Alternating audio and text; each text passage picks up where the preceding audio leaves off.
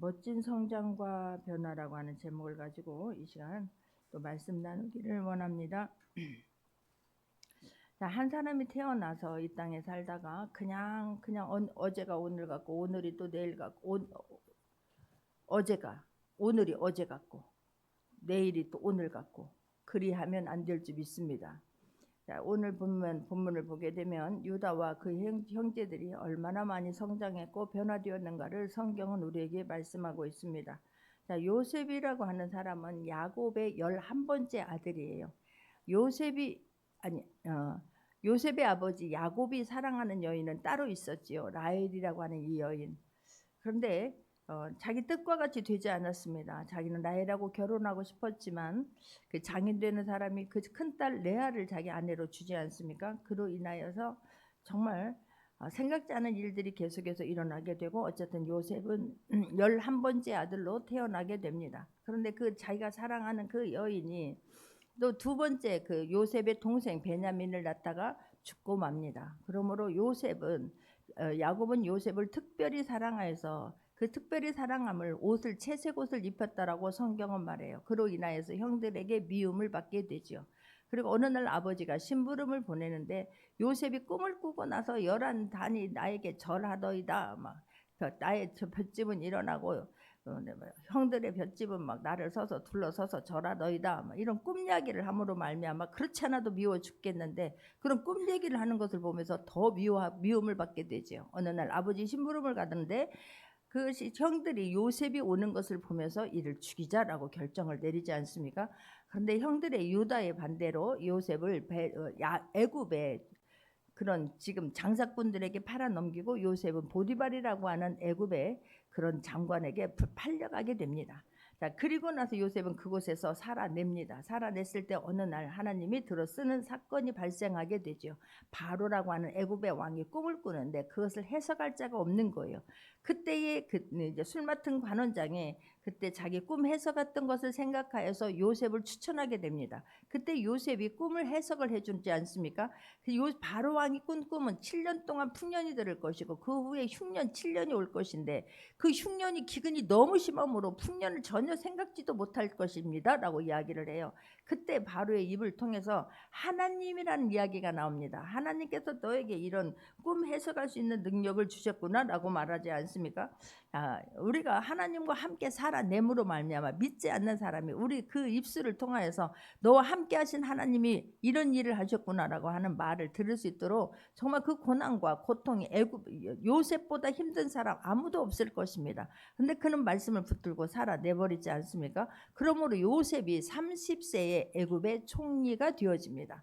근데 요셉이 꿈을 꾼 그 꿈 해석대로 7년 동안 풍년이 들었고 그래서 그 후에 7년 기근이 오는데 그뿐만이 아니라 애굽뿐만 아니라 그 주변의 모든 나라들이 기근에 창세기 41장 56절을 보게 되면 창세기 41장 56절을 보게 되면 온 지면에 기근이 있음에 요셉이 모든 창고를 열고 애굽 백성에게 팔세 애굽에 기근이 심하며 그래요. 애굽뿐만이 아니라 그 주변 나라에 기근이 왔음을 지금 성경은 말하고 있습니다. 그래서 가나안 땅 헤브론에 살고 있는 야곱도 자기 아들들을 보내서 애굽에 가서 우리 먹을 식량을 구해 오라라고 보내지 않습니까? 그런데 그 형들은 요셉이 총리가 되었을 거라고 하는 것은 꿈엔들 생각을 못해요. 그러니까 기근이 들으니까 백성들도 우리 먹을 것이 떨어졌나이다. 바로가 나한테 말하지 말고 가서 요셉에게 말하라고 말하죠. 이 모든 일들을 다 요셉이 책임지고 있음을 말합니다. 근데 요셉 앞에 온 형들은 요셉은 알아봤는데 형들은 요셉이 있는 것을 꿈엔들 생각도 못했을 것입니다. 그래서 요셉이 묻지 않습니까? 요셉이 이들을 시험하기 시작합니다. 너희들 누구간데 여기 와서 너희들 정탐꾼으로 온 것 아니겠느냐라고 하니까 이 줄줄줄줄이 자기들은 가나안 땅에서 왔고 우리는 12형제가 있었고 자기들의 가정사를 쭉 이야기를 하게 됩니다. 그걸 듣고 요셉이 생각을 더 이제 확장을 시킵니다. 그래서 그 11명의 그들을 전부 다 감옥에 3일 동안 가둬놓아 버리지 않습니까? 가둬놓고 나서 그리고 나서 시몬 하나만 볼모로 잡고 너희들 집으로 돌아가라 라고 이야기를 해요. 근데 가서 보니까 자기들 돈이 그 자루에 또 들어있지 않습니까? 그리고 어쨌든 또 이제 먹을 것은 금방 떨어져요. 우리도 그렇잖아요. 우리가 어떤 데서 계속해서 공급받은 거 아니고는 뭐 어떤 거 물건을 사서 먹으려면 금방 떨어져요. 근데 또 이제 먹을 것이 없으니까 또 가서 가져오라라고 이야기를 하지요. 그래서 또 가져러 왔는데 이번에는 한 수 더 떠서 너희 동생 하나 있다고 하지 않았느냐? 그 베냐민을 데리고 오면 내가 너희들에게 식량을 주겠다라고 이야기를 해요. 근데 그 베냐민을 아버지가 주지를 내어 보내지를 않습니다. 왜냐하면 내 사랑하는 이 아내 라헬에게서 난 아들이 있었는데 그 요셉은 죽은 줄로 알아요. 짐승에게 뜯겨서 죽은 줄로만 알고 있지 않습니까? 그리고 이제 하나 남은 이 아들이 이제는 그가 죽으면 그가 가면서 잘못 되어지면 그와 나는 하나가 되어지고 그가 죽으면 나도 죽게 될 거다라고 아버지가 절대로 놓지 않습니다. 여러분 그때에 누가 나섭니까? 유다가 나서는 거예요. 유다가 이게 정말로 중요해요. 그 전에 베냐민 루벤도 나섰지만 루벤은 자기가 담보가 되지 않냐고 내 아들들을 죽여서라도 우리에게 가족을 살리겠습니다라고 했습니다. 근데 두 번째는 어떻게 하게 됩니까? 유다가 나서는 것을 볼 수가 있습니다. 유다가 창세기 43장 9절을 보게 되면 창세기 43장 9절을 보게 되면 합독합니다. 내가 그를 위하여 담보가 되오리니 아버지께서 내 손에서 그를 찾으소서. 내가 만일 그를 아버지께 데려다가 아버지 앞에 두지 아니하면 내가 영원히 죄를 지리다. 내가 담보가 된다는 말은 뭐예요? 내가 지금 그 사람에게 내가 감옥에 가고 내가 죽고 우리 가족을 내가 죽어서라도 우리 가족 반드시 살리겠습니다. 아버지가 베냐민을 보내주면 베냐민이 거기서 죽는 게 아니라 내가 그 대신 죽어서라도 우리 가족을 살리겠습니다 라고 이야기를 하게 됩니다. 아버지가 그 말을 듣고 베냐민을 내어줘요. 뭐 어떤 음식은 식량은 있어야 되는 거 아니겠습니까?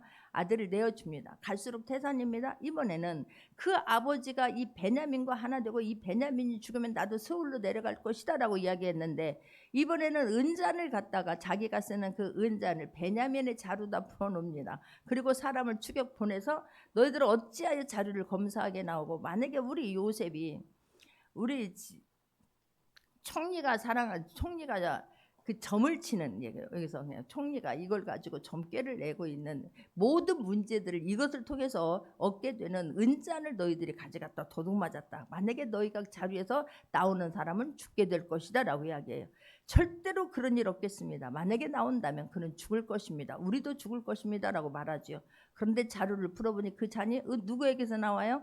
베냐민의 자루에서 나와요. 이게 모든 게 지금 요셉이 지금은 다 지금 꾸민 것입니다. 왜 그렇습니까? 그 형들을 테스트하는 거예요. 형들은 요셉이 자기들을 시험하고 테스트한다는 것은 전혀 지금 생각하지 못하고 있는 것을 볼 수가 있습니다. 자, 오늘 본문은 거기 뒤에서부터 이어집니다. 그래서 다시 이제 이 자루에서 은잔이 나왔으니 그걸 가지고 다시 요셉 앞에 온 거예요. 14절을 보게 되면 유다와 그의 형제들이 요셉의 집에 이르니 요셉이 아직 그곳에 있는지라 그의 앞에 땅에 엎드리니 그러는 거예요. 아니 지금 이게 웬일이냐고, 이게 무슨 일이냐고, 왜 베냐민의 앞에서 하필 베냐민의 자루에서 은잔, 요셉의 은잔이 거기서 나오냐고. 그래서 지금 다시 이들을 끌고 왔는데 요셉은 그 자리에 서 있는 거 아니겠습니까? 요셉이 아직 그곳에 있는지라 그의 앞에 땅에 엎드리니 이게 요셉은 이것을 보면서 꿈대로 되어지는 거예요. 하나님께서 나에게 일찍이 형들이 나에게 전하는 모습을 보여줬는데 그 꿈이 이루어지는 13년 후에 그 꿈이 현실이 되어지는 거예요. 그래서 하나님이 주신 꿈은, 하나님이 주신 비전은 그대로 되어집니다. 할렐루야. 그때 여러분들은 그 꿈을 품에 안으시고 그 꿈을 이루기 위해 때까지는 최선을 다하는 삶을 살아낼 수 있는 모두가 되기를 주님의 이름으로 축원합니다. 할렐루야. 요셉이 판 함정에 빠졌다라고 하는 것을 그들은 전혀 지금 생각하지 못합니다. 요셉은 그냥 모든 지금 죄를 다 베냐민에게 뒤집어 씌우고 다른 형제들은 다 보낼 테니까 너희들 가.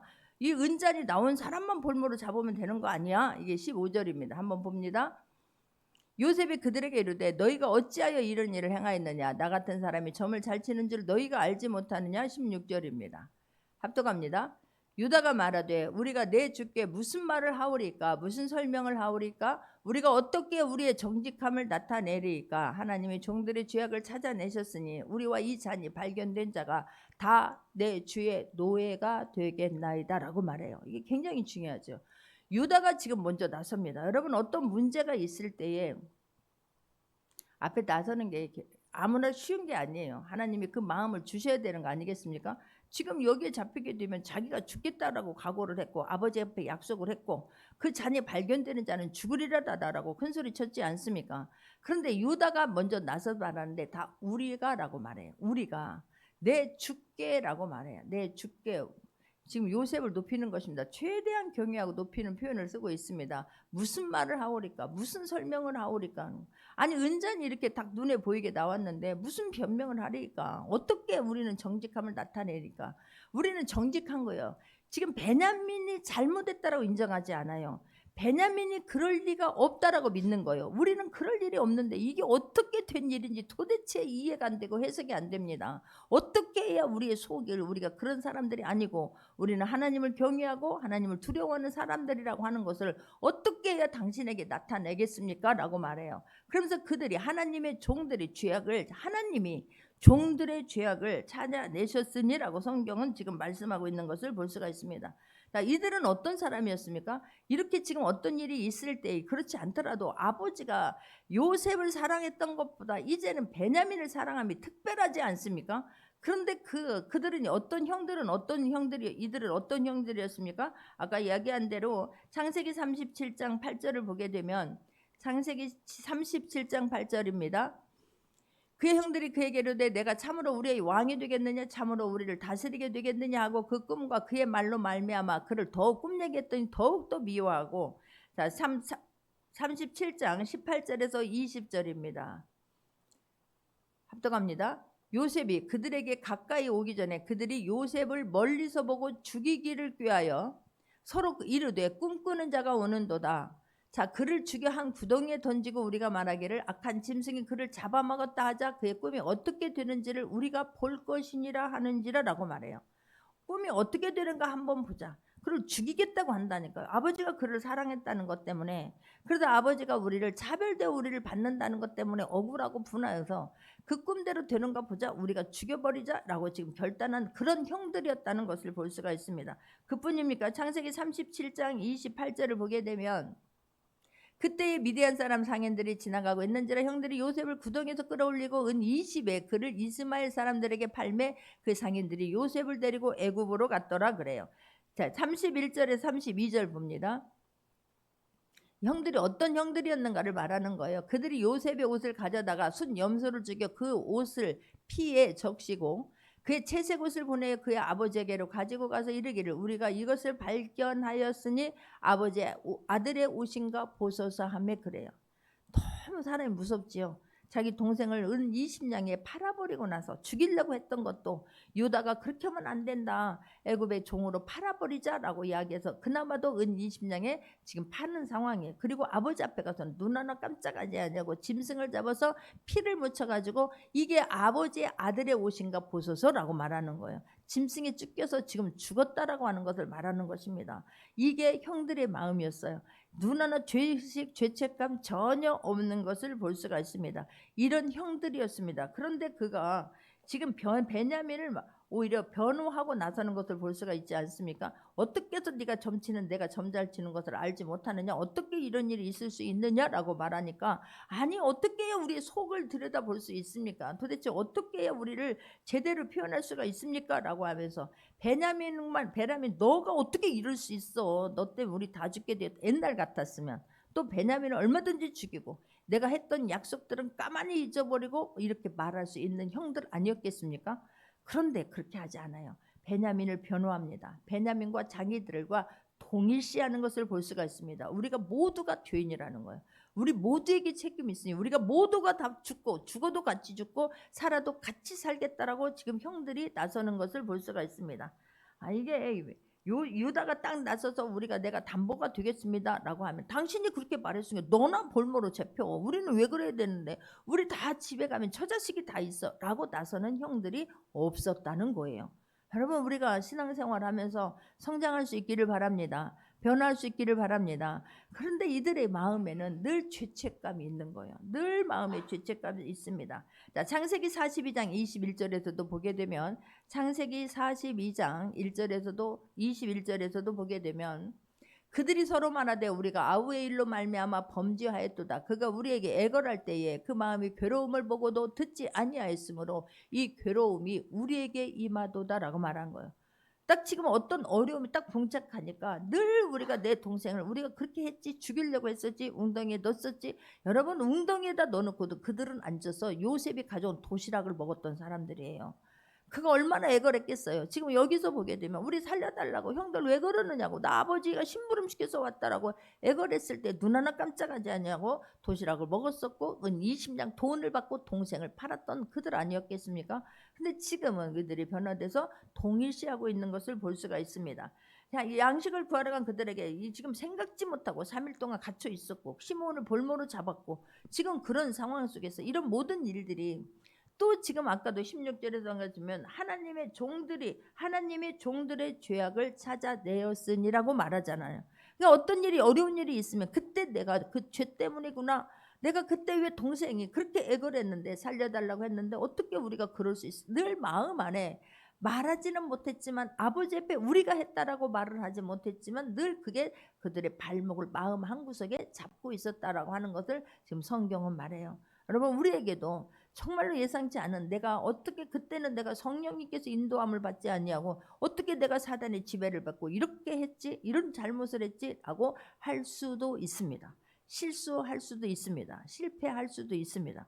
그런데 그것을 정말로 그것을 위하여서 나의 죄 문제를 해결해 주시기 위해서 예수님이 이 땅에 오셨다는 것을 믿기를 바라고, 그리고 완전히 온전한 회개하고 일어날 때는 힘있게 일어나서 정말로 이제는 완전히 다른 삶을 살려고 애쓸 수 있는 모두가 되기를 주님의 이름으로 축원합니다. 할렐루야. 이들은 그게 마음의 한구석에 항상 있었어요. 그래서 이번에도 정말 우리는 그런 죄를, 베냐민이 그렇게 할 수 있는 시간조차도 없었지 않습니까? 다 같이 앉아서 대접하는 음식을 먹고 같이 있다가 나왔는데 이게 무슨 일이냐고. 그런데 아무리 봐도 베냐민을 지금 너 때문에 네가 왜 그런 일을 했냐고 하지 않아요. 그가 잘못하지 않았다는 것을 아는 거예요. 그런데 그것을, 그런 책임을 공동으로 지고 있는 것을 볼 수가 있습니다. 우리 모두에게 지금 죽어도 같이 죽고 살아도 같이 살자라고 이들은 모두가 많이 성장한 것을 볼 수가 있습니다. 할렐루야. 이게 얼마나 감사한지요. 그러니까 유다의 이 발언은 베냐민을 홀로 떨어지게 하고 싶지 않은 게 이들의 마음이에요. 아니, 베냐민만 자식이에요? 우리는 뭐냐고 이렇게 말할 생각이 이들에게는 없는 것입니다. 우리가 다 우리가 돼요. 우리가. 여러분, 같이 나만 살고가 아니라 우리의, 이들이 지금 계속해서 하는 표현은 유다가 만데 우리가 내줄게 무슨 하니까, 무슨 설명을 하니까, 우리가 어떻게 우리의 정직함을 나타내리까 라고 해요. 우리가 이 잔이 발견된 자와 우리가 다 모두가 다 노예가 되겠습니다. 집에 안 가도 괜찮습니다. 우리 모두가 같이 공동체입니다 라고 하는 것을 지금 요셉에게 말해요. 이렇게 말했을 때에 요셉이 얼마나 감동되었을까. 알잖아요. 형들을 누구보다도 잘 알고 있는 요셉이에요. 자기도 고생을 했지만 이들이 그런 과정 속에서 이렇게 변화된 모습을 보면서 요셉의 마음이 얼마나 뿌듯했을까요? 예전 같으면 의견이 분분했을 것입니다. 너나 그렇게 해. 너도 큰 소리 쳤으니까 너나 볼모로 잡혀. 우리가 왜 그래야 되는데. 내 처자가 있잖아. 아버지를 한번 생각해봐요. 별 말을 다 할 수 있는 상황이었을 것입니다. 그런데 그들은 어느 누구 탓하지 않습니다. 의견이 분분하게 나눠져 있다라고 지금 그런 표현은 없습니다. 18절도 보게 되면 그러면서 이야기합니다. 유다가 그에게 가까이 가서 이르되 내 주여 원하건대 당신의 종에게 내 주의 귀한 말씀을 아르게 하소서. 주의 종에게 노하지 마소서. 주는 바로와 같으심이다 라고 지금 말해요. 최고의 경의를 표하면서 운명을, 자기들의 운명을 좌락우락 좌지우지할 수 있는 사람이 요셉임을 지금 말하고 있는 것입니다. 요셉이라고 하는 걸 꿈에도 생각 못해요. 그냥 애굽의 총리, 당신에게, 우리의 죽고 사는 것이 당신에게 달려싸우니 우리를 좀 불쌍히 봐달라고 지금 말하는 거 아니겠습니까? 그러면서 왜 우리가 아버지 품으로 다시 가야 되는지에 대해서 19절부터 계속해서 지금 설명하고 있는 것을 볼 수가 있습니다. 그러면서 아버지가 노년의 아들, 이 아들이 있었는데, 두 아들이 있는데 11번째가 요셉이에요. 12번째가 베냐민이에요. 12아들이지 않습니까? 노년의 아들이 있었는데 그는, 그의 형은 죽고 그의 어머니가 남긴 것은 그의 뿐이므로 20절 보게 되면 그의 아버지가 그를 사랑하였나이다 하였더니 그래요. 아버지가 그를 베냐민을 사랑하는 것이 이제는 우리의 원수가 된 것이 아니고 시기와 질투가 되는 것이 아니고 그 아버지의 마음을 형들이 이해하고 있는 거예요. 부모의 마음을 헤아릴 수 있기를 바랍니다. 어떻게 엄마는 동생만 사랑하고 어떻게 엄마는 누나만 사랑하고 어떻게 엄마는 언니만 이게 아니에요. 부모의 마음은 다 똑같아요. 아픈 손가락에게 더 신경이 가는 것들을 그냥 우리가 이해하고 넓은 마음으로 다 받아들일 수 있기를 바랍니다. 오히려 우리가 그것을 위해서 같이 공동체가 되어서 같이 아파해주고 같이 손을 잡아주고 같이 기도할 수 있는 모두가 되기를 바랍니다. 할렐루야. 지금 이들은 그렇게 말하는 거예요. 우리 종들에게 이르되 그를 내게로 데리고 와서 내가 그를 보게 하리라 하시기로. 지금은 당신이 한 말을 우리에게 아버지에게 다 그대로 이야기를 우리가 다 했습니다. 너희가 만약에 막내를 데리고 와서 돌아오지 않으면 너희들 내 얼굴을 볼 수가 없다라고 이야기했고 내가 그들의 볼모가 되겠다라고 이야기했습니다. 우리와 아버지는 그 아들과 우리 아버지는 하나입니다. 28절입니다. 한번 보겠습니다. 자, 그런데 이 요셉이 유다의 말을 들으면서 요셉이 다시 한번 자기가 아버지는 자기에 대해서 어떻게 생각하고 있는가를 듣게 되는 거예요. 그러니까 우리가 비밀이 없습니다. 어느 순간 내 안에 있는 것들이 다 토설해서 나오게 돼요. 하나는 앞서갑니다. 하나는 내게서 나갔으므로 내가 말하기를 틀림없이 찢겨 죽었다 하고 내가 지금까지 그를 보지 못하였거늘 그런 거예요. 형들이 자기에 대해서 자기를 아버지에게 어떻게 말했는가를 지금 말하고 있는 거예요. 형들이 자기를 지금 팔아버리고 나서 우리 아버지는 내가 짐승에 찢겨서 죽은 걸로 알고 있겠구나. 형들이 아버지에게 가서 그렇게 보고했구나 라고 하는 것을 요셉이 들어요. 그리고 내가 지금까지 그를 못하거늘 요셉을 지금도 아버지를 잊지 못하고 그것을 생각하면서 품고 살고 있다라고 하는 것을 요셉이 듣게 되는 거예요. 형들의 입을 유다의 고백을 통해서 듣게 되는 거예요. 그럴 때에 요셉의 마음을 하나님께서 움직여 줄 거라고 믿습니다. 할렐루야. 이들을 통해서 아버지는 지금까지도 나를 잊지 못하고 사랑하고 있고 이들은 그렇게 했었는데 그런 그들이 지금 이렇게 변화된 거예요. 그렇게 강팍했던 그들이 철면피를 깔았던 그 형들이 지금 변화되어서 어떻게든지 베냐민과 함께 가려고 하고 어떻게든지 베냐민을 놓고 가게 되면 우리 아버지가 죽게 될 거라고 하는 것을 아는 거예요. 30절 한번 또 봅니다. 아버지의 생명과 아이의 생명이 서로 하나로 묶여 있거늘 이제 내가 주의 종 우리 아버지에게로 돌아갈 때에 아이가 우리와 함께 가지 아니하면 그래요. 예전 같았으면 아버지는 왜 베냐민만 사랑합니까? 왜 베냐민만 자식입니까? 예전에 요셉에게 그래가지고 우리가 너무 힘들었는데 이제는 베냐민입니까? 아버지는 나이가 세월이 그렇게 흘러도 왜 변화되지 않습니까? 라고 따지고 덤빌 것입니다. 아무 말도 야곱은 하지 못했을 것입니다. 그런데 그렇게 하지 않는다는 거예요. 원망하고 책망하는 아들이었는데 이제는 그렇게 하는 거예요. 않는 거예요. 우리 아버지와 이 아들이 죽으면 우리 아버지도 죽습니다. 아버지와 아들은 지금 하나입니다라고 말하는 거예요. 그러니까 이 아들이 볼모로 되게 되면 이 아이뿐만 아니라 아버지가 죽게 되니 그러면 우리는 영원한 불효자가 되는 것 아니겠습니까? 우리는 그렇게 하면 아니 됩니다라고 말해요. 예전에는 아버지를 굉장히 싫어했습니다. 어떻게 이럴 수가 있어? 왜 얘만 채색옷을 집어 입혀가지고 왜 우리는 뭐냐고 이렇게 말했던 거예요. 그런데 그들이 이렇게 지금 변화되고 성장한 것을 볼 수가 있습니다. 이게 유다의 진심인 거예요. 그래서 반드시 내가 죽어서라도 그래서 다시 한번 그가 이야기하는 것을 볼 수가 있습니다. 32절에 보게 되면 주의 종이 내 아버지에게 아이를 담보하기를 내가 이를 아버지께로 데려가지 아니하면 영원히 아버지께 죄짐을 당하리라 내가 했으니 아버지에게 내가 이렇게 말을 했다는 거예요. 내가 죽어서라도 반드시 베냐민을 데리고 오겠다라고 지금 말했다는 것을 지금 성경은 말씀하고 있는 것을 볼 수가 있습니다. 그러니 베냐민은 반드시 가야 된다는 거예요. 야곱이 절대로 베냐민은 없을 때도 지금 요셉 때도 그러더니 어떻게 지금 아버지 베냐민을 또 이야기하면 그렇게 하지 않는다니까요. 내가 죽어서라도 아버지에게 약속을 했으니 나는 그 약속을 지켜야 됩니다 라고 말하는 거예요. 내가 그렇지 않으면 영원히 아버지께 죄짐을 내가 당하고 내가 아버지 마음 나 때문에 또 우리 아버지가 지옥에 그냥 수월해. 그냥 아버지는 죽게 될 것입니다라는 거예요. 마음이 무너져서 아버지는 죽게 할 것입니다. 나는 그런 불효자가 되고 싶지 않습니다라고 말하는 게 지금 요셉의 마음이에요. 여러분, 요셉의 이런 모습을 통하여서 예수님이 이 땅에 오셔서 예수님은 우리에게 모든 담보물이 되셨어요. 우리 온 인류의 담보물이 되셨어요.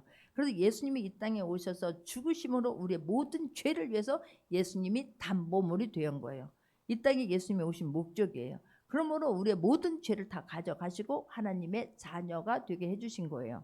할렐루야. 우리는 그 은혜를 잊으면 아무것도 아니라고 하는 것을 깨닫기를 바랍니다. 그래서 예수님 유다가 중보자로서 자기가 희생을 하고 온 가족을 지금 살리지 않습니까? 예수님이 우리의 죄를 위해서 친히 대속 제물이 되어지고 담보물이 되어져서 우리는 하나님의 자녀로 옮겨졌음을 잊지 않기를 바랍니다. 할렐루야. 우리는요 죄로 인하여서 죽을 수밖에 없고 노예로 살 수밖에 없어요. 사단의 지배 아래 벗어날 수가 없습니다. 예수님이 담보물이 되지 않았다라면, 예수님이 그렇게 생명을 우리를 대속 제물이 되어주지 않았다라면 우리는 자유롭게 살 수가 없습니다. 그 은혜를 잊지 않아야 될 줄 믿습니다. 할렐루야. 예수님이 담보물이 되시고 대속 제물이 되심으로 말미암아 우리는 자유롭게 하나님을 아버지라 부르며 누리며 살 수 있는 거예요. 믿기를 바랍니다. 할렐루야. 네, 하나님은 우리도 이런 유다처럼 우리가 이런 화목 제물이 되기를 원하세요. 우리가 다른 사람들에게 너는 왜 이렇게 아니라 내가 죽어서라도 내가 희생해서라도 내가 다른 사람들을 죽기로 인도하고 다른 사람을 세우고 공동체 안에 들어오게 하려고 하는 것을 내가 다른 사람들에게 피해가 된다 할지라도 손해를 본다 한다 할지라도 다른 사람들을 화목하게 하는 중보자, 우리가 담보물이 되어서 내가 그 일을 책임지겠습니다. 저 사람 내가 보증합니다라고 하는 그런 마음 자세로 살 때에 하나님은 우리를 기뻐하고 기뻐한다는 사실을 잊지 않는 모두가 되기를 바랍니다. 할렐루야. 이런 모습을 보면서 요셉이 밖에 나가서 통곡하고 울고 오지 않습니까? 얼마나 감동했겠어요. 어떻게 우리 형들이요, 무슨 일이 있었길래 우리 형들이 이렇게 변할 수 있었을까?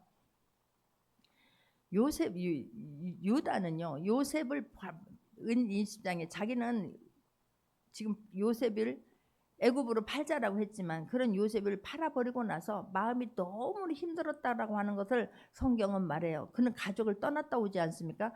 창세기 38장에 보면 유다는 가족을 떠나게 돼요. 그래서 양을 치다가 자기 며느리하고 그런 간음 사건을 벌이게 되고 그런 엄청난 어려움을 겪게 됩니다. 그 어려움과 고난을 겪은 후에 유다는 정말로 많이 성장한 거예요. 여러분, 지금 내게 어떤 어려움이나 힘든 일이 고난이 있습니까? 그것이 유익이 될 수 있도록 살아낼 수 있기를 바랍니다. 요셉은 그리고 나서 나중에 지금 이 창세기 그 이후로 보게 되면 유다가 다시 가족 품으로 돌아왔음을 말해요. 돌아와서 이렇게 하나님의 멋진 자녀로 온 가족을 위해서 희생하고 저희가 성장했음을 변화되었음을 지금 말하고 있는 것입니다. 그러면서 이야기하죠. 33절도 이제 주의 종으로 이 아이를 대신해서 머물러 있어 내 주의 종이 되게 하시고 이 아이는 그의 형제들과 함께 올려 보내소서. 그런 거예요. 모든 것들을 내가 주의 종이 되겠습니다. 내가 노예가 되겠습니다. 그러나 이 아이는 반드시 우리 형제들과 함께 보내주십시오라고 말해요. 34절도 보게 되면 그 아이가 나와 함께 가지 아니하면 내가 어찌 내 아버지에게로 올라갈 수 있으리까 두렵건대 제가 내 아버지에게 미침을 보리다라고 말해요. 베냐민이 안 간다라고 하는 것은 베냐민이 이곳에서 그냥 머물러서 어떻게 있으면 되겠지만 그렇게 되었을 때 우리 아버지가 죽게 됩니다라는 걸 말해요. 예전에는 아버지에게 원망하고 불평했어요. 어떻게 아버지가 한 아들만 사랑하고 우리는 어떻게 이렇게 할 수가 있어요. 이게 형제들의 공통된 마음이었어요. 그래서 그런 나쁜 쪽으로 똘똘 뭉쳐 있었던 게 이들의 형제들의 모습이었어요. 그런데 이들이 지금 유다만 나서서 지금 다 모든 것들을 설명하고 있지만 그 형들이 속으로는 어쩔지 몰라도 여기 길게 설명되어 있지는 않지만 이들이 우리가라고 하는 표현을 통해서 형들도 지금 많이 변화되었음을 성경은 말씀하고 있습니다. 그런데 놀랍게 자, 이렇게 지금 이 창세기 저자는 14절 오늘 본문 14절 다시 한번 가게 되면 오늘 보면 44장 14절 유다와 그의 형제들이 요셉의 집에 이르니라고 말해요. 유다와라고 하는 표현, 유다와 그의 형제들은 표현을 함으로 유다와 나머지 형제들을 이미 구분하고 있고, 이미 유다를 지도자로 지금 형제들의 대표로 지도자로 세워졌음을 성경은 말하고 있는 거예요. 여러분, 그러니까 내가 어떤 일이 있을 때에 알아보는 거예요. 어려운 일이 있을 때에 이 사람이 리더의 자질이 있는지 없는지를 알아봐요. 정말로 어려운 일이 있을 때 우리는 모든 것들을 주님, 내가 그 일에 내게 맡긴 일에 대해서 책임을 지겠습니다. 아니면 주님, 내가 이 일에 대해서 다른 사람들이 아니라 내가 나를 봐서라도 하나님 이 문제를 해결해 주옵소서라고 하나님의 자녀로 우뚝 설 수 있는 모두가 되기를 바랍니다. 할렐루야. 어려운 일일 때에 그 사람이 빛을 발하게 되는 거예요. 유다는. 그런데 자, 지도자의 모습을 보여주지 않습니까? 근데 유다에게 이런 내가 죽어서라도 온 가족을 살리겠다라고 하는 이 유다를 야곱이 마지막에 숨을 거둘 때에 자기 형제 그 자녀들에게 유언을 하는 것을 볼 수가 있습니다. 자, 그럴 때에 마지막 유언할 때 유다에게 놀라운 축복의 말씀을 전하고 있습니다. 자, 예수님께서 빌립보서 2장 6절에 10절을 보면 예수님이 이 땅에 우리의 담보물이 되시고 대속물이 되었을 때 하나님은 예수님을 어떻게 높이셨는가를 빌립보서 2장 6절에서 11절에 말씀해요. 그는 근본 하나님의 본체시나 하나님과 동등됨을 취할 것으로 여기지 아니하시고 오히려 자기를 비워 종의 형체를 가지사 사람들과 같이 되셨고 사람의 모양으로 나타나사 자기를 낮추시고 죽기까지 복종하셨으니 그 십자가에 죽으심이라. 하나님이신 분이 우리의 죄를 대속하기 위해서 십자가에 죽으신 거예요. 이러므로 하나님이 그를 지극히 높여 모든 이름에 뛰어난 이름을 주사 10절입니다. 하늘에 있는 자들과 땅에 있는 자들과 땅 아래에 있는 자들로 모든 무릎을 예수 이름에 꿇게 하시고 라고 말해요. 내 아들이 이렇게 담보물이 되었고 대속제물이 되었지만 그러나 모두는 너희들 나를 만나기 위해서는 예수 그리스도의 이름 아니면 안 돼요. 그래서 우리가 기도 끝에 반드시 예수님의 이름으로 기도드렸습니다. 기도합니다 라고 말하죠. 그래야 하나님과 관계가 있도록 예수님을 그렇게 높여주신 거예요.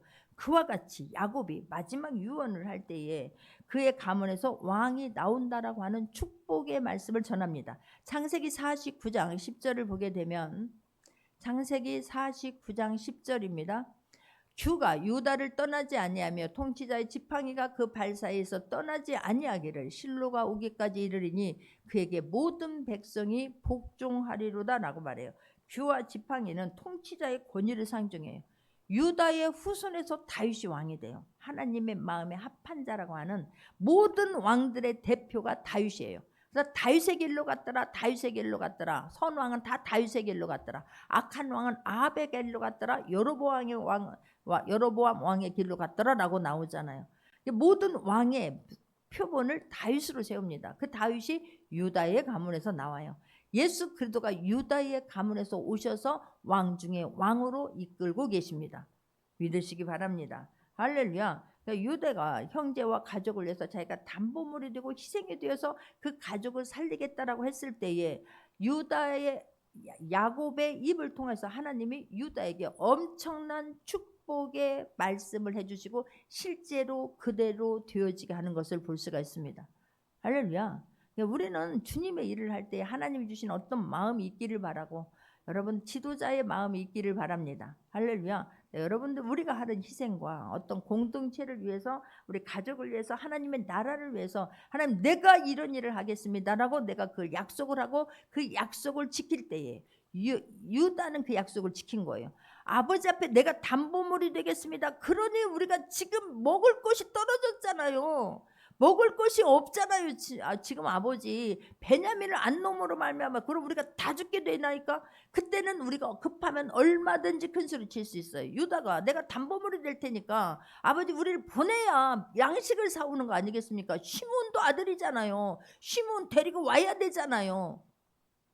그런데 막상 그 일이 어려운 일이 그로 인해서 닥쳤을 때 얼마든지 마음은 바뀔 수 있어요. 그런데 왜 하필 또 베냐민에게 은잔이 나오느냐고 요셉이 지금 자기들을 테스트한다는 걸 꿈에도 모르는 상황 아닙니까? 그런데 그때 진짜로 어려운 일이 당했을 때 유다가 책임을 져요. 이게 중요한 거예요. 말로는 뻔질하게 할 수 있습니다. 그러나 막상 그 일이 닥치면 발뺌하고 언제 그랬냐는 듯이 너 때문에 우리가 다 죽게 되었구나. 너희 형제들은 어찌 그리 똑같느냐 이렇게 할 수 있어요. 우리 아버지야 뭐 죽고 살고 다는 게 아니라 지금 내가 살아야지. 놀라운 사실은 이런 다른 형제들도 마찬가지고 유다도 결혼해서 가족이 있습니다. 자녀가 있습니다. 그럼에도 불구하고 내가 담보물이 되겠다라고 하는 그 약속을 지키고 있어요.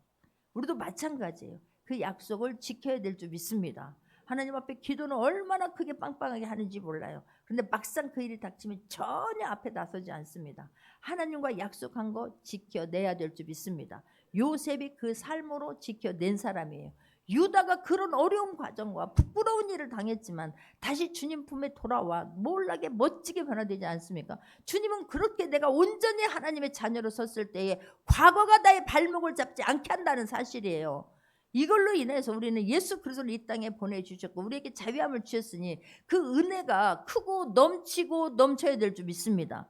이제는 일어나서 내가 어떻게 하면 하나님을 기쁘게 할 수 있을까? 어떤 상황에서도 변질이 아니고 변화, 성장할 수 있는 모두가 되기를 바랍니다.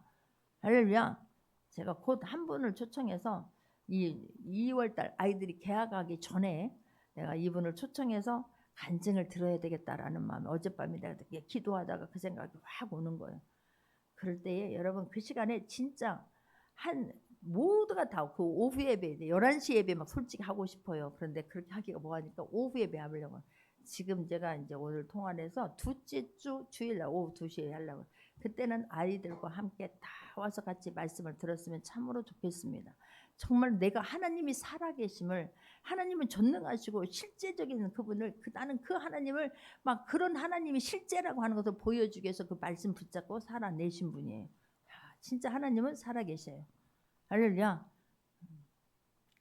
통화하고 나서 어떤 분인가 다음에 소개하고 위에서 기도해 줄 수 있기를 바랍니다. 우리 같이 기도합니다. 주님,